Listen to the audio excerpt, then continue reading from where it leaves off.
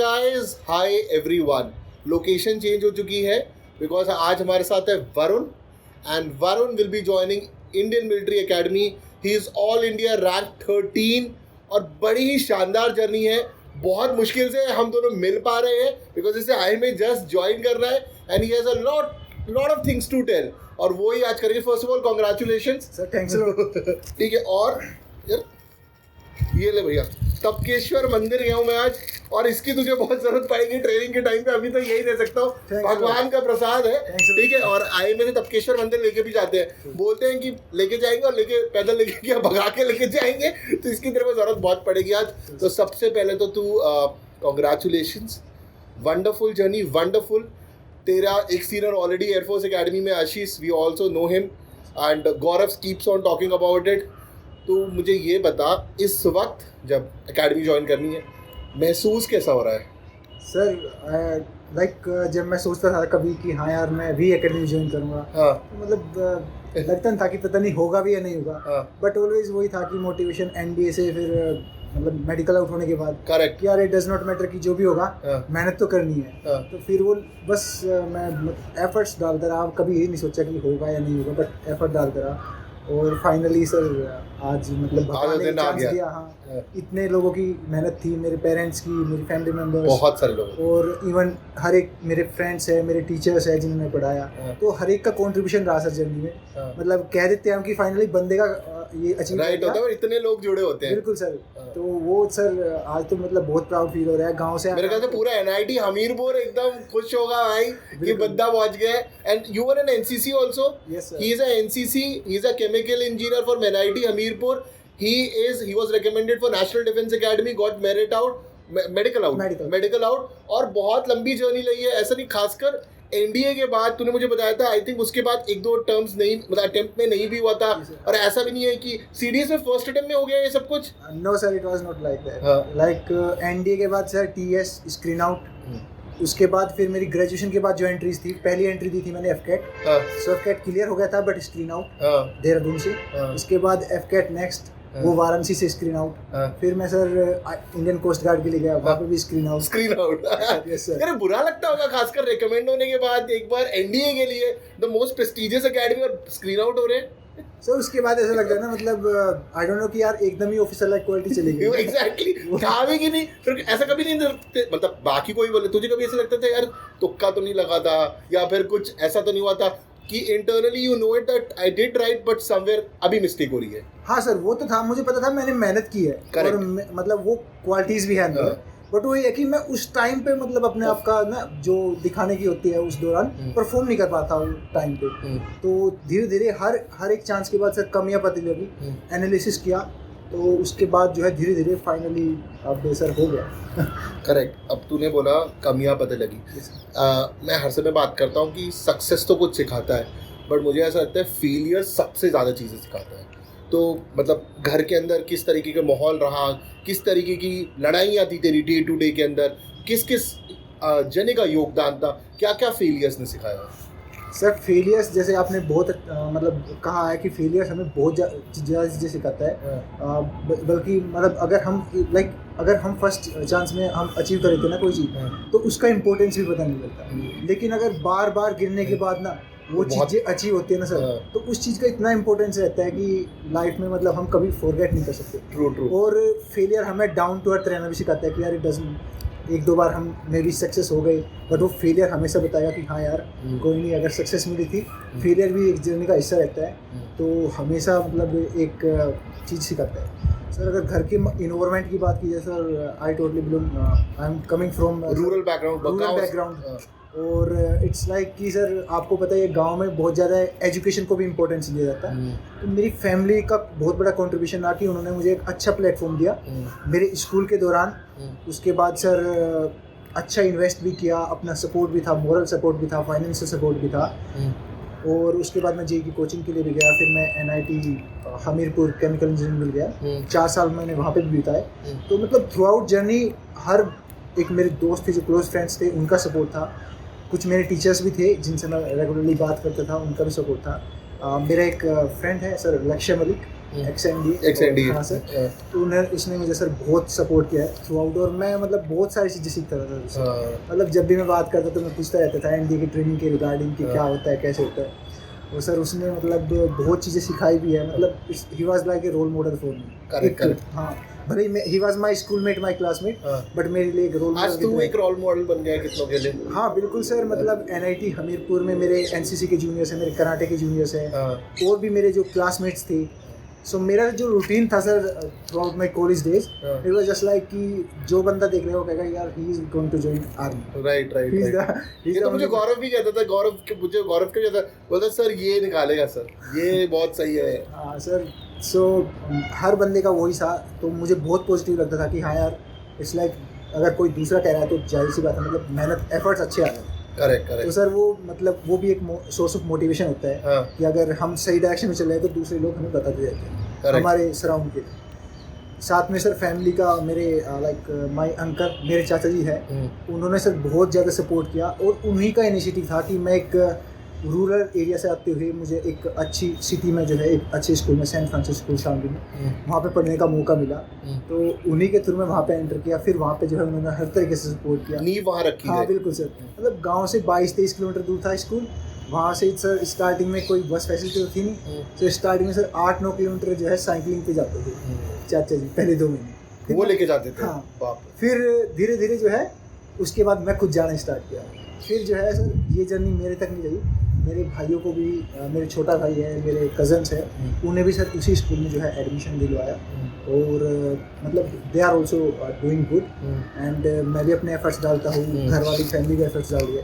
और सर एक छोटा सा मैसेज है कि गाँव वालों को भी जो जाता है कि यार आज जब मैं आ रहा था ना तो हर बंदे के मुँह से निकल रहा था कि यार हाँ यार जब तुमने वो एडमिशन लिया, जब तुमने वो इन्वेस्ट किया, तब हमें लगता था कि पता नहीं क्या करेगा। लेकिन आज उनके लिए एक एग्जांपल है, उदाहरण है कि हाँ यार वो इन्वेस्टमेंट एक राइट डायरेक्शन में था, वो एफर्ट्स एक राइट डायरेक्शन में थे। करेक्ट। जब हम डेडिकेटली एफर्ट्स डालेंगे, मेहनत करेंगे, तो definitely result will be positive. Correct. मैंने ना थोड़े दिन पहले इंटरव्यू लिया था, अगर तुझे याद हो, अंशु यादव महेंद्रगढ़ डिस्ट्रिक्ट की थी, तो उसने भी यही कहा था कि सर स्टार्टिंग में लोग क्वेश्चन करते थे, but today when I am joining, अब वो मतलब उसकी नेवल एकेडमी में ट्रेनिंग चल रही है, तो वो मुझसे कहती कि सर आज ज्वाइन करता हूँ, इतना लोग आसपास की लड़कियाँ लड़के इतने मोटिवेट होते हैं इसको ज्वाइन करने के लिए, and they get to know कि बोलते सर जैसे कि बहुत सारी एंट्रीज में जाते हैं, बट एट ऑफिसर लेवल जाना उससे एक अलग तुम स्टैंडर्ड क्रिएट कर देते हो, and I think you have created that standard. Sure sir, definitely, and I am very sure कि अब गांव से, मतलब मेरे गांव से भी मतलब और बंदे भी मेहनत करेंगे, और डेफिनेटली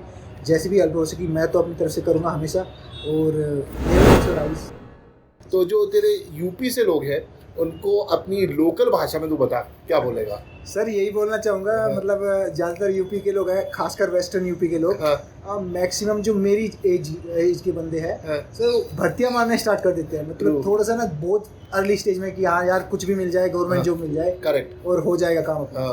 तो उनके लिए तो ये है कि यार थोड़ा सा तो एफर्ट्स लगाने पड़ेंगे, थोड़ा तो अलग बनना पड़ेगा। एब्सोल्युटली। अब ये तो है नहीं कि भगवान सभी को चांस देगा, है ना? Right. Those who are like standing apart अपनी मेहनत से, बिल्कुल, तो डेफिनेटली उनके लिए तो भगवान भी साथ है, और हर God will help those who can help themselves. तो भगवान आपका बिल्कुल साथ देगा, बट अगर आप ऐसी कड़ी मेहनत करने को तैयार हो, एक बार सक्सेस हासिल करने के बाद और वो हाथ से निकल गई, दोबारा इतना एफर्ट करना, सोचिए वो 12th के बाद NDA ज्वाइन कर सकता था, मेडिकल आउट हुआ, फिर 4 साल की इंजीनियरिंग, उसके बाद multiple aspects, and today he is joining Indian Military Academy, यहाँ पे 1.5 साल की ट्रेनिंग, उसके बाद जो सोना बन के निकलने वाला है, और तब वो आपको लगेगा when you will see on, जब आप अपने शहरों के अंदर देखोगे तो सब बोलते हैं कि इसमें लड़के में दम था, ये था, वो था, बट उस लड़के में दम बनाने के लिए बहुत मेहनत लगी है। बिल्कुल सर, बहुत मेहनत। ठीक है, तो तूने रिटन एग्जाम्स भी निकाले, जब तू रिटन एग्जामिनेशन को देखता है और SSB को देखता है,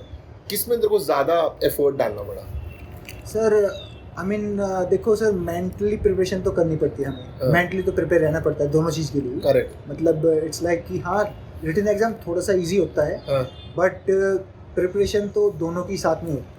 करेक्ट, ये जो तूने बोला दोनों की साथ में होती है, इस पर मैं चाहता हूँ तो उनको थोड़ा समझा दे, बिकॉज बहुत स्टूडेंट्स मेरे पास आते हैं, you have also been my student, तो जब तू ये समझता है, जब ये मैं इनको बोलता हूँ ना कि साथ में तैयारी करो, साथ में तैयारी करो, ये बोलते हैं नहीं सर पहले हम CDS निकालेंगे, उसके बाद हम SSB निकालेंगे, ये अप्रोच में प्रॉब्लम क्या है?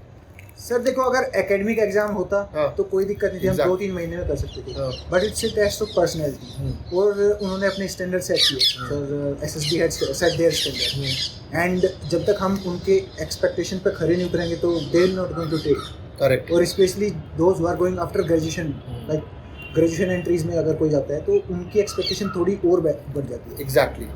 इसको थोड़ा समझा सकता है कि ग्रेजुएशन एंट्री में क्यों तुझे लगता है ज़्यादा बढ़ जाती है, क्योंकि तू तो एनडीए के लिए भी रिकमेंडेड है। Why do you feel that? Sir एक रीज़न तो ये है क्योंकि जब हम क्लास 12th में होते हैं, हमारा Moldable. मैच्योरिटी लेवल थोड़ा सा मतलब एक बचपना सा होता है। हाँ। अगर हम मतलब थोड़े मेहनती है हाँ। और हमारा हल्का सा लेवल है उस डायरेक्शन में, वी आर इमोशनली अटैच कि हाँ we would like to serve our nation Correct. After becoming an officer in Indian armed forces, correct, इतना थोड़ा अगर उसमें है तो सही निकल जाता है। और मोल्डेबल भी होता है वो 3 साल के। हाँ। ट्रेनेबिलिटी फैक्टर आ जाता है उसमें, क्योंकि 3-4 साल की ट्रेनिंग होती है। हाँ। लेकिन अगर बात करें ग्रेजुएशन के बाद एंट्रीज की, तो उसमें डेफिनेटली क्योंकि हमारी जो ड्यूरेशन ऑफ ट्रेनिंग है वो भी कम होगी, और जो बंदे की एक्सपेक्टेशन होती है ना वो इसलिए ज़्यादा होती है क्योंकि उन 3-4 साल में बंदा बहुत सारी चीज़ें देख लेता है अपनी लाइफ में, और उसका एक मैच्योरिटी लेवल भी एक लेवल आ जाता है। साथ साथ में सर क्योंकि बाहर जाने के बाद कॉलेज में जा रहा है या फिर कहीं और कोई और कोर्स कर रहा है, तो वहाँ पे जो है हर तरह के बंदे मिलेंगे, तो उनका थॉट प्रोसेस अपना होगा। कोई there are some who will like to, कोई MNCs ज्वाइन करना चाहेगा, कोई MBA करना चाहेगा, तो मतलब वहाँ पे भी थोड़ा डेविएशन का थोड़ा सा ज़्यादा रहता है। तो वहाँ पे रहने के बाद अपने आप को उसी लेवल तक मोटिवेट करना जो लेवल हमारा क्लास 12 पे था, जो जोश टाइप हम क्लास 12 में थे, एब्सोल्युटली। तो वो लेवल मेंटेन करने के लिए ना अपने आप पे मतलब एफर्ट्स डालना पड़ता है। बंदे कहते रहते हैं कि यार ये ऑप्शन है, ये ऑप्शन है, Yes. अगर ये नहीं हो रहा तो ये ऑप्शन है। Correct correct. But जो it's 12th में रिलेटिवली कम है, 12th में मेडिकल है, इंजीनियरिंग है, Yes, sir. इतने, बट ग्रेजुएशन के बाद तुम्हारे मल्टीपल ऑप्शन खुल जाते हैं। यस, तो एक ये भी रीज़न है कि हाँ मतलब वहाँ पे अपने आप को उसी पॉइंट पे स्टिक करना, उसी टारगेट पे स्टिक करना और थ्रू आउट मेहनत करते रहना, तो वो अपने आप में मतलब करेक्ट करेक्ट। अब जैसे कि तूने बोला कि मेहनत करते रहना, तूने केमिकल इंजीनियरिंग करी NIT हमीरपुर से करी, तो तू ये इंजीनियरिंग को, CDS की पढ़ाई को, AFCAT की पढ़ाई को और NCC इसको मैनेज कैसे करता था? क्योंकि इनसे तो मैनेज नहीं हो पा रही, जो स्टूडेंट पूछते हैं मैनेजमेंट कैसे होती है? सर मैनेजमेंट तो सर मेन तो सर मैं अगर आपको बताऊँ ना, इट्स लाइक मैं अपने लिए डेली टारगेट सेट करता था। मुझे पता था कि हाँ मुझे प्रायोरिटी किस किस चीज़ को देनी है। ये तो मुझे पता था कि defence is my first priority, उसके अलावा इंजीनियरिंग में मुझे एवरेजली परफॉर्म करना है, and sir finally 73.6% it was average. It is good. Average दिया भाई है, ठीक है। सो अकॉर्डिंगली सर मैंने प्रायोरिटी सेट की। कुछ चीज़ें थी जो मैं रेगुलर बेसिस पे अपनी करता था। फिजिकल वर्कआउट थ्रू मॉर्निंग में मैं कभी मिस नहीं किया sir, starting from my class 7th। तो एक ये मेरे मतलब जीवन शैली का हिस्सा था। उसके साथ साथ सर मैं जब स्कूल में कॉलेज में गया तो वहाँ पे मैं थोड़ा मेरा एक्सपोजर थोड़ा और एक्टिविटीज़ से भी हुआ, एक्स्ट्रा करिकुलर एक्टिविटीज़।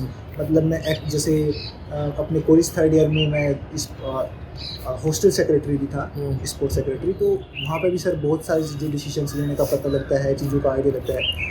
तो मैनेज की बात है सर, मैनेजमेंट की अगर मैं बात करूँ सर, वो डिपेंड करता है कि अगर हम क्योंकि मुझे पता था कि हाँ ये SSB में जो है PIQ फॉर्म होता है उसकी प्रोफाइल कैसी होती है। एक बंदे की प्रोफाइल जितनी अच्छी होगी डेफिनेटली उतना पॉजिटिव एस्पेक्ट, और खासकर एनडीए के बाद तुझे 4 साल में और बिल्टअप करना है उसके लिए। और ये बात कही जाती है कि जब तुम रिकमेंड हो जाते हो उसके बाद अगर तुम इंटरव्यू ऑफिसर के पास जाओगे ना तो एक्सपेक्टेशन डेफिनेटली ऑब्वियसली ठीक है। और वो गो एट सॉरी बोलो यार बोलो। तो सर मैं वही बात कह रहा था कि हाँ उसके उसी अकॉर्डिंगली मैं थोड़ा अपने आप को जो है प्रिपेयर किया कि हाँ मुझे एक्स्ट्रा करिकुलर एक्टिविटीज़ में पार्टिसिपेट करना है। मैं कॉलेज 2nd ईयर में थोड़ी बुक्स भी पढ़नी स्टार्ट की, तो 3rd ईयर तक मैं 20 के आसपास बुक पढ़ ली थी। तो specially leadership qualities, personality development, उसी डायरेक्शन में मेरी मेहनत चलती रही है। और जैसे ग्रुप डिस्कशन मतलब ग्रुप एक्टिविटीज़ के लिए मैं ग्रुप स्पोर्ट्स खेलता था, क्रिकेट खेलता था। इवन 3rd ईयर में हमने कबड्डी भी इनिशिएट किया था अपने कॉलेज में, बट बिकॉज ऑफ कोविड सब बात। तो यार इतने सारे इनिशिएटिव, इतनी सारी मेहनत लग रही थी। तो from the first year of your engineering T the 4th year you always had in mind कि 4 साल के इंजीनियरिंग के बाद IMA ज्वाइन करना है। सर जैसे मेरा ना जब मैं NIT ज्वाइन कर लिया था तब मेरा NDA का जो है प्रोसेस चला हुआ। ओके। फर्स्ट टर्म जो मेरा फर्स्ट सेमेस्टर था वो उस प्रोसेस में निकल गया, और दिसंबर में फाइनली मुझे कंफर्म होगा कि now I am medically out and I can not join NDA। वो मेरा लास्ट चांस था। उसके बाद तो थोड़ा सर मतलब लगा कि यार जिंदगी में रहा ही नहीं है। बट फिर मैंने अपने आपको कहा, मेरे दोस्तों ने मोटिवेट किया, घर वालों ने कहा कि कोई बात नहीं यार, मे भी कुछ और ऑल्टरनेट हो सकता है। बट सर आपको तो खुद पता है, आप खुद डिफेंस बिल्कुल बिल्कुल, उसका ऑल्टरनेट दिमाग में चलता नहीं है।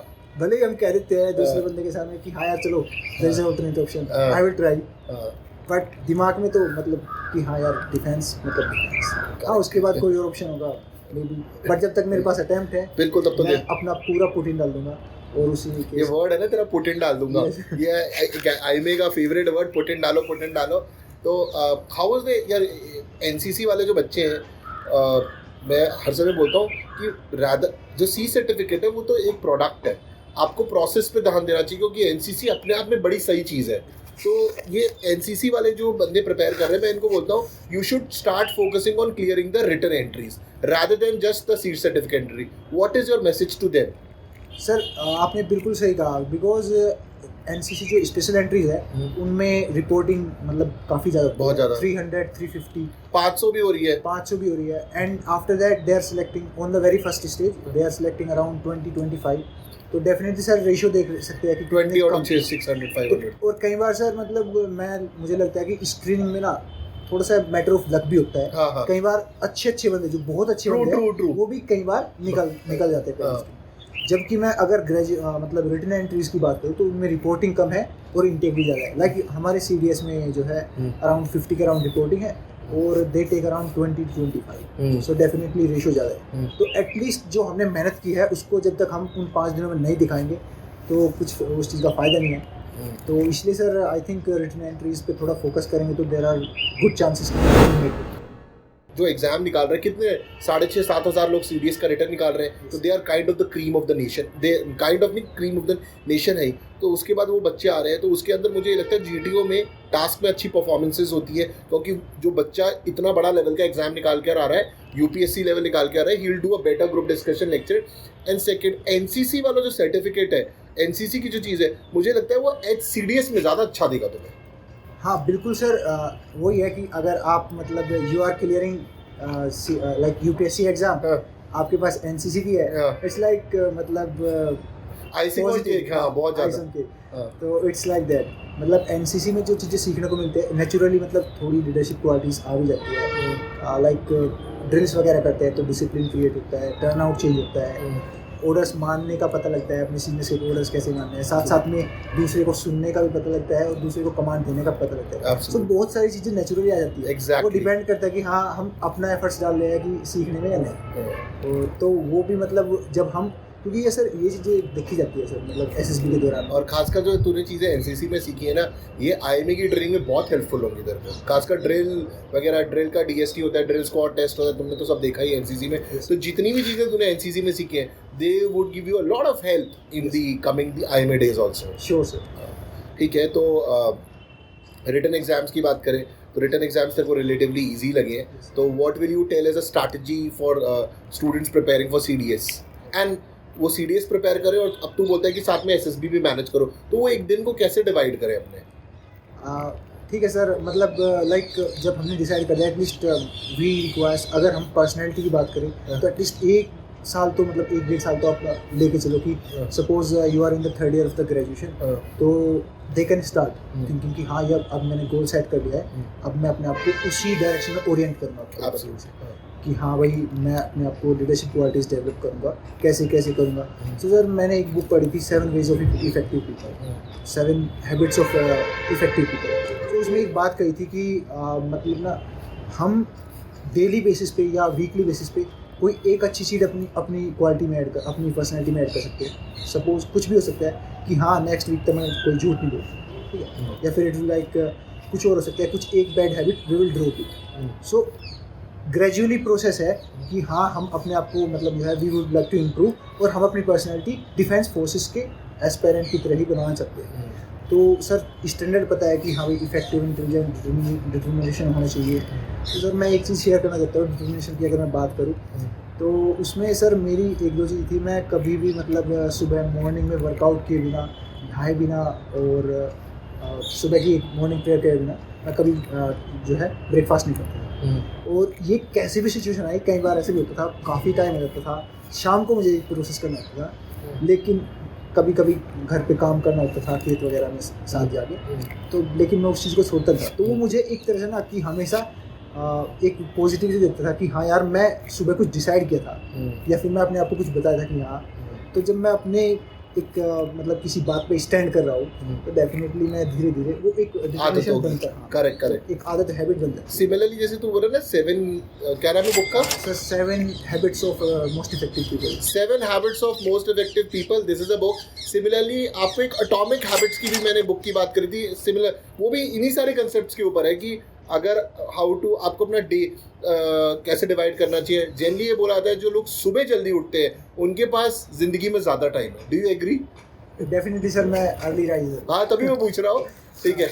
अपने लिए बोलते हैं कि शुरू के लिए सुबह में 1-2 घंटा असली ज़्यादा मिलते हैं, और मुझे लगता है तेरे को आईएमए में दिक्कत भी नहीं होगी 4:30 बजे उठाने पे, 5 बजे क्योंकि आदत पड़ी हुई है, तो जल्दी नींद भी आ जाती है। हाँ जल्दी, मतलब 10 बजे तक नींद पता नहीं मिलेगी कि नहीं मिलेगी ठीक है, पर तू उठ जरूर जाएगा। ठीक है ठीक है। तो अब तू जैसे कि तूने बोला कि पर्सनालिटी पे काम करना चाहिए, रिटन एग्जाम के लिए तेरी खुद की क्या स्ट्रैटेजी थी? सर रिटन एग्जाम के लिए जैसे मैं खुद एनडीए एक बार दिया था, आई मीन 2-3 बार अपियर होता, तो मुझे बेसिक आइडिया था कि हाँ इस तरह हम अप्रोच कर सकते हैं। तो यहाँ पे मुझे सबसे पहले, क्योंकि इवन सेकंड थर्ड ईयर में मैं थोड़ा बेसिक चीज़ें पढ़नी स्टार्ट करी। मैथ्स में आई वाज लाइक ओके, मेरा मैथ्स फेवरेट सब्जेक्ट था। तो मैं मैथ्स के क्वेश्चन सेकंड ईयर में ही निकालने स्टार्ट कर दिए, previous year question, without even studying की कंसेप्ट वगैरह करने। तो मैं धीरे धीरे क्वेश्चन निकालता रहा, मुझे बेसिक आइडिया लगता रहा पेपर के पैटर्न। तो सर मैथ्स की अगर बात करूँ, मैं लास्ट ईयर पेपर्स, थोड़े मॉक टेस्ट, और साथ साथ में मैं कई बार जो कुछ चीज़ें नोट डाउन कर लेता था, फॉर्मूले, शॉर्ट फॉर्मूले, ताकि मतलब टाइम कम लगे सोल्व करने में। बट सर प्रैक्टिस बेसिक चीज़ है, अगर प्रैक्टिस नहीं करेंगे हम, मैथ्स की अगर बात करूँ तो आई थिंक कि will not perform up to expectation. ठीक है, maths practice keep on. English was never a problem? Yes, मतलब आईसीएसई बोर्ड से था थोड़ा, मतलब although I was average in English, but since ICSE board था तो थोड़ा ठीक परफॉर्म कर लेता था, अराउंड 60-65 के रेंज में आउट ऑफ 100 स्कोर कर लेता था आराम से जब मैं मॉक टेस्ट देता था। ठीक है। और सबसे ज़्यादा वक्त सीडीएस के बच्चे को जीएस में लगता है, तेरे लिए जीएस इजी था कि टाइम लगा? सर बहुत टाइम लगा, क्योंकि इंजीनियरिंग बैकग्राउंड, पीसीएम, पूरा वो बैकग्राउंड था, और मैं कभी सोशल साइंस के सब्जेक्ट पढ़े ही थे। तो वो टाइम था कि हाँ इस चीज़ के लिए कैसे प्रिपेयर। इवन मेरे सीनियर्स भी मुझे वार्न करते थे कि भाई प्रिपेयर फॉर जीएस। तो ये एक बड़ा टास्क था। तो उसके लिए सर जैसे मैंने बताया, मतलब मैं धीरे धीरे गौरव सर के कॉन्टैक्ट में गया। वैभव था मेरा एक दोस्त जो अनअकैडमी पे आती क्लासेस ले रहा था, उनके कॉन्टैक्ट में गया। तो वो ऑलरेडी नोट्स बनाते रहते थे अनअकैडमी से, तो नोट्स देख के थोड़ा आइडिया। वैभव पूरा नाम क्या है? सर वैभव निर्वाल। वैभव, अरे हाँ आई नो, यस। ठीक है। तो सर उन्होंने बताया कि हाँ this is how you can go through. मैं सब्सक्रिप्शन तो नहीं था, बट मैं उनसे कनेक्टेड था। बस बिल्कुल वही आईडीज यूज कर रहा था तो उनके। बढ़िया। इट्स लाइक एक लव है। करेक्ट। भले ही गुरु से ना मिले हो, लेकिन अब तो मिल गया है। अब बिल्कुल, आज तो सर मिल गए आपसे फाइनली। ठीक है। तो उनके थ्रू में मतलब जो है बातचीत करते रहते था, वो मुझे आइडिया भी देते रहते थे। और मतलब इवन दिव्या मैम भी मतलब काफ़ी कुछ बताती थी कि पॉलिटिकली हम कैसे कवर करते थे, सिलेबस के थ्रू गो थ्रू करना, फिर लास्ट ईयर क्वेश्चन पेपर्स देखने, फिर फाइनली मतलब मैं जो है स्पेसिफिक स्टैंडर्ड बुक उठाई, फिर जो सिलेबस के अकॉर्डिंग है उसे मार्क डाउन किया। लास्ट ईयर पेपर से पता लगा कि हाँ इस तरह से क्वेश्चन आते हैं, फिर उसी मतलब सिलेक्टिव स्टडी करनी स्टार्ट, क्योंकि मुझे पता था भाई अगर जीएस को प्रिपेयर करना, खासकर मैं इंजीनियरिंग बैकग्राउंड में, बहुत टाइम लग जाएगा। तो मैं सिलेक्टिव स्टडी की अकॉर्डिंग टू लाइक पेपर जो क्वेश्चन आते हैं। करेक्ट। ठीक है। तो जैसे अब तू बोल रहा है गौरव, अब गौरव अगर तेरा जूनियर बनेगा तू बचाएगा ना उसे फिर रगड़े से?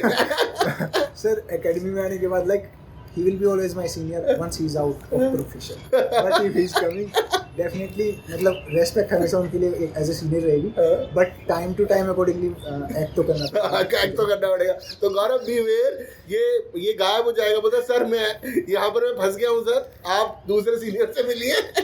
ठीक है। तो that is the funny part. तो यार काफ़ी सारी चीज़ें, इस तरह रिटन एग्जाम बताया, anything which you want to. अच्छा ठीक है, जो तेरा एसएसबी हुआ इस बार, इस एसएसबी में कोई ऐसा क्षण था कि तुझे लगा कि this is a breaking point या this is a making point कि अब निकल सकता हूँ मैं, दिमाग के अंदर कभी आया? सर लाइक साइकोलॉजी मतलब मैं बहुत ज़्यादा तो आइडिया नहीं लगा सकता था, बट इतना पता था कि इट वाज एवरेज, और मेरी पर्सनैलिटी से बेसिस थी। जो भी मेरे दिमाग में था, जो भी मेरे मन में आया था, वही लिख दिया था, बेसिक प्रिपरेशन जो भी। उसके बाद मेरा इंटरव्यू हुआ, थोड़ा कॉन्फिडेंट आया इंटरव्यू होने के बाद। इट वाज अराउंड 1 घंटा 10 मिनट के आसपास वो इंटरव्यू चला। एंड जो president of the board, he was major general sir, president sir, उन्होंने इंटरव्यू लिया था, और वेरी इंटरेक्टिव सेशन। तो मैं थोड़ा पॉजिटिव था, but not very confident, but positive हुआ कि हाँ यार इट वाज गुड। ठीक है। मेरी थोड़ी गलतियाँ पता लगी, मैंने नोट डाउन की डायरी में कि हाँ यार ये गलती है, होगा तो ठीक, नहीं होगा तो अगली बार इम्प्रूव करेंगे। करेक्ट। फिर sir next day like GTO जब स्टार्ट हुआ, GTO का first day it was really good. Second day I was very positive, क्योंकि मेरे ग्रुप में like there were 9 students, 9 candidates including me. Out of those 9, 6 called me as a subordinate during command task. And command task के दौरान मुझे एक अच्छे level का task मिला था। सो वहाँ से मैं पॉजिटिव हो गया सर कि हाँ यार, उसी day next day second day of GT होता है, उसमें मैं मतलब इंडिविजुअल ऑब्स्टेकल्स 16 कर ली थी। अरे यार, तो मैं वहाँ से थोड़ा पॉजिटिव कि now things are good, right direction में जा रहे हैं। फिर फाइनली जब फाइनल ग्रुप टास्क आया, तब तो ऐसा मोमेंट आया कि हाँ जैसे बंदों को मैं कह रहा हूँ तो बंदे सुनिए। बंदों को कहा कि बंदों को एक बार कह दिया कि चलो ठीक है, we will do this. Even अगर कुछ और बंदे भी थे ग्रुप्स के, तो बंदे मतलब they are taking reference from me. अगर वो कुछ बात कहना चाह रहे ग्रुप को कि chest number 11 you please tell how will do. Correct. So like एक बिलीफ बन गई थी उनके, हमारी एक बॉन्डिंग बन गई थी, और वो सोच रहे थे कि बंदा सुन भी रहा है, बंदा बता भी रहा है, and he is working for the group. So वहाँ से पॉजिटिव वाइब्स आनी स्टार्ट हुई थी। बट फाइनली सर जब कॉन्फ्रेंस डे से पहले एक ब्रीफिंग हुई, वहाँ पे एक कर्नल रैंक ऑफिसर सर आए, उन्होंने नॉर्मल ब्रीफिंग की। ही टोल्ड कि now the standard in Kapurthala is very high, if all 3 SSS will clear you then only you will make it, otherwise you will be out. So वहाँ से फिर पता लगा कि यार like I was positive, but all 3 SSS will make it, I don't know. So doubtful कि already 2 batch उस board से वॉश आउट CDS के, तो आई डोंट नो यार क्या होगा। But finally next day result came. And conference में कुछ पूछा? कॉन्फ्रेंस में sir very basic question, like basic तो ये था कि how was your stay, anything you like us to improve here. And other than that उसके उन्होंने पूछा लाइक मेरे जैसे मैंने सर बताया, मेरे GTO में जो टास्क था मेरा ठीक हुआ, अच्छा हुआ। It was like for the team. मैं उसी इंटेंशन से गया था कि टीम के लिए काम करना है, ऐसे अपने इंडिविजुअल। तो वहाँ पे यही पूछा कि tell me any good moment during your GTO, कैसा लगा। तो मैं कहा sir convincing my group members like to achieve a task which we had set और विच वी वर गिवन। तो ये बेसिक क्वेश्चंस पूछे। फिर उन्होंने पूछा because I was conference out just 20 days before from Bhopal. तो उन्होंने पूछा व्हाट वाज डिफरेंट। मैंने sir last time I was not able to perform well in GTO, but this time I think I was like confident, और इस बार perform किया अच्छा। So it's okay. So sir जाने से पहले वेटिंग रूम में, कॉन्फ्रेंस रूम में अराउंड 12 या 14 मिनट वेट किया था। तो वहाँ से मैं काउंटिंग करनी स्टार्ट की थी 1 2 3 1 1 2। तो 12-14 मिनट के आसपास हुआ, मैं पॉजिटिव था। मैं कहा एटलीस्ट बॉर्डर लाइन तो होगा। बट फिर finally I think you are a clear cut candidate. बिल्कुल क्लियर कट कैंडिडेट था। और इस बार तो GTO वो जो कमांडर से पहले 2.5-3 मिनट बात करता है, उसमें जनरलाइज्ड बात थी कि कुछ स्पेशल लगा था सर कि मतलब हिंट लगता है, पता लग जाता है कि लाइक उन्होंने पूछा like Varun you got recommended in first attempt, after that see your graph, there it is going. Sir it's like what was the fault. Sir like I think पहले में थोड़ा मतलब I was not speaking properly कि थोड़ा मैं बताऊं, no tell the truth. Sir it was my fault, मैं accept कर लिया, it was my fault only sir, embracing the fault. Yes, it was my fault, and that I was not able to prepare well. Don't blame the organization. Officer, he told me, don't blame the organization. It's you only. Depend on you. We are here to select you. We are not here to reject you. So yes, sir. I told definitely, sir, and I have improved whatever I can, and I will keep on improving it even if I will not make it. But yes, my duty is to give my best. 100%. And again improve myself. That was the only thing in my mind at that point of time. But he was positive, and like जब command task लिया तो I was very positive. मेरे group में खुद मुझे कहने लगे you made it. बिल्कुल पता लग जाता है, made it पता लग जाता है। But अपने मन में जब तक ना आए तब तक तो सर डाउटफुल ही रहता है। बिल्कुल सर। अब आप इस बात को समझिए कि जब GTO साहब से इंटरेक्शन हो रहा था कमांड टास्क से पहले, और इसने एक्सेप्ट करा अपना फेलियर, एंड द GTO साहब इज टेलिंग कि हम तो यहाँ पे सिलेक्शन के लिए ही बैठे हैं, बट आपका अगर नहीं हो रहा है और आप उस बात को एक्सेप्ट कर रहे हो, अपनी गलतियों को एक्सेप्ट कर रहे हो, तो accepting your failures is very important. ये जो आप सब सुन रहे हो ना कि अपनी चीज़ों को छुपा के रखो, ऐसे झूठ बोल दो, कुछ भी कर दो, कहीं से भी सुन, दिस इज ऑल रैंक। आपके सामने ऑल इंडिया रैंक 13 बता रहा है इस बात को। तो इस बात को समझिए आप कि अगर आपसे गलती हो गई है तो एक्सेप्शंस इज इम्पॉर्टेंस। आप उस गलती से आप आगे कैसे इंप्रूव कर रहे हैं। जैसे इसका फर्स्ट टाइम में रिकमेंडेशन हुआ, उसके बाद स्क्रीन आउट्स हुए, कॉन्फ्रेंस आउट हुए, but he is constantly working and improving. That is what he is trying to tell you कि भैया एक्सेप्टेंस इज इम्पॉर्टेंट, क्योंकि एक्सेप्ट करने के बाद ना बंदे को झूठ नहीं बोलना पड़ता। बिल्कुल बिल्कुल सर। ठीक है, कुछ बोल रहा था? हाँ सर, वही है कि सर मतलब इवन ये तो बहुत अच्छी क्वालिटी है किसी बंदे के अंदर। ऑफिसर के अंदर एक अच्छी क्वालिटी है कि बंदे के अंदर दम है तभी तो एक्सेप्ट कर रहा है ना। Exactly right. If there is a failure I will accept it, and if there is a success my team had won. It's like giving credit to others, your team members, while you are getting succeed or success, and taking failures on your shoulders. हाँ, गलती है तो मेरी है, success is for my team. अब देख, तूने बहुत सारे SSBs दिए हुए हैं। ऐसे कोई मिथ थे जब तू पहली बार रिकमेंड हो गया है, उसके पहले तेरे मिथ थे कि SSB में ऐसा होना चाहिए, वैसा होना चाहिए, और वो विद टाइम टूटते चले गए कि यार ये सब फालतू की बातें हैं, ऐसा कोई था मिथ? हाँ सर, मतलब काफ़ी बंदे तरह तरह की बात करते हैं कि एक तो सबसे पहली बात तो ये कहते हैं कि इंग्लिश स्पीकिंग वाले बंदे, मतलब रूरल बैकग्राउंड वाले बंदे तो बकवास, वो बहुत सारी चीज़ें कहते रहते हैं इस तरह के। उसके लिए तो बंदा अलग ही चाहिए। मेजर पवन को सर बहुत अच्छे हैं, इसके शौर्य जाकर, पुनिया साहब है, कितने सारे एग्जांपल है, and they all talk about मतलब कि सर्वाइवेबल इंग्लिश, ऐसी अंग्रेजी जिससे तुम अपनी बात रख सको, बातचीत कर सके, नॉर्मल इंटरेक्शन कर सके, इतना चाहिए, दैट्स ऑल। और सर उसके अलावा कि नहीं, जो डिफेंस में है, डिफेंस से रिलेटेड लाइक ऑफिसर्स के बेटे ही ये तो बहुत बड़ा, एंड दैट टू अभी एनडीए का डेटा आया था जिसके अंदर ऑफिसर्स के बच्चे कम थे, बाकी अदर रैंक्स और सिविलियन बैकग्राउंड से बहुत ज्यादा बैकग्राउंड से around 70%। Yes yes yes yes. तो ऐसा कुछ नहीं सर, किसी भी बैकग्राउंड से आओ, कहीं से भी आओ, बट वही है कि जो स्टैंडर्ड सेट किया उन्होंने, अगर उन पे खरा उतरेंगे तो डेफिनेटली आप, इट डज नॉट मैटर कहाँ से आ रहे हो, कैसे आ रहे हो, करेक्ट, वो आप यू विल मेक इट। ठीक है, तो काफ़ी सारी चीज़ें इसने बताई हैं आपको। Hopefully all these things will help, and यहाँ पर मैं सबसे पहले वरुण के चाचा जी को बुलाना चाहूँगा जिन्होंने बहुत मेहनत करी। बिल्कुल आइए आप, ठीक है, मास्क उतार दीजिएगा एक बार बस, ठीक है अंकल जी, मास्क, ठीक है। तो बहुत मेहनत करी है, तो बंदे की सक्सेस एक बंदे की होती है, बट मेहनत बहुत लगती है। इसने आपके बारे में बहुत बात करी है हमसे, एंड बहुत मोटिवेट करा है आपने इसको। तो अब क्या बोलना चाहोगे, मतलब आपको शुरू से पता था that he will join the forces? नहीं जी, शुरू तो नहीं पता था जी। मैं 12 साल पहले किसी वहाँ सेंट फ्रांसिस श्यामजी स्कूल से जुड़े थे। हाँ जी। जीत तो ये टारगेट नहीं था, लेकिन कुछ समय बाद इंटर करने के बाद में जी यहाँ कोचिंग के लिए चला जाता है, IIT कोचिंग CTC दिल्ली के लिए जाता है। तो वहाँ के बाद में परिवर्तन आता है, और परिवर्तन दिख रहा है, और बचा हुआ 1.5 साल के अंदर एकदम बिल्कुल सोना डायमंड बन के निकलेगा ये होगा। तो जैसे कई बार फेलियर्स भी आए, एनडीए वाला फेलियर भी आया, बीच में भी आएंगे, तो आप क्या बोलते थे इसको?